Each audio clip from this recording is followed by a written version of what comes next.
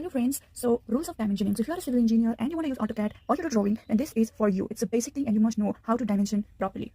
So for the first thing I want to say you is that the gap between this is a visible line, you know, right? This is a visible line. So the outline of a drawing is also called what? Visible line. So this is a visible line, and the gap between this visible line and the extension line shall be 1 mm. So what is the extension line in this case? If this is a visible line, then this is a extension line. So when we do a dimension, basically it's show our dimension in this way, right? So this is our arrow and this is how we do our dimension. Now this line is known as the extension line. So here the first point is that the gap between the visible line and the extension line, that is this gap, okay, I'm talking about this gap, it should be 3 mm. Sorry, it should be 1 mm. This gap should be 1 mm. And the gap between visible line and the first dimension line, so this is a visible line and this is our first dimension line. So you can see here the first dimension line, it should be how much?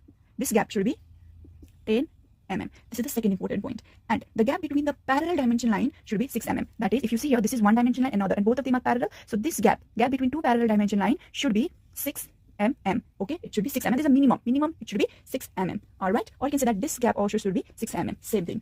And another important point is that the extension of the extension line, so this is the last dimension line, from this dimension line to the last topmost extension, what should be this?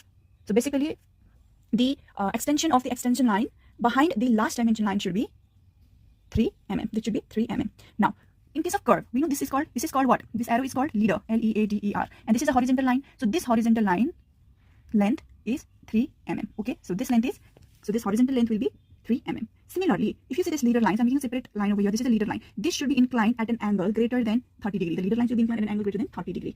Okay, so these are some of the important points when you are, or important rules when you are doing dimensioning in any kind of figure, whether it's a building plan or any structure. This is how you dimension.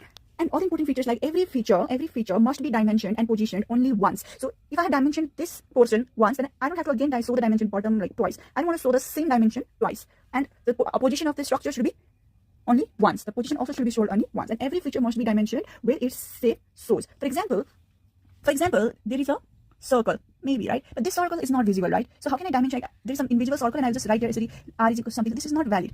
What is visible is this curve over here. So I have to dimension only those things that are visible or that are seen. And extension lines may cross each other. If you see here, the extension line of this dimension line and this dimension line, they meet each other. So this is possible, okay? And center lines can be used as external lines. So these are few important tips regarding the dimensioning rules.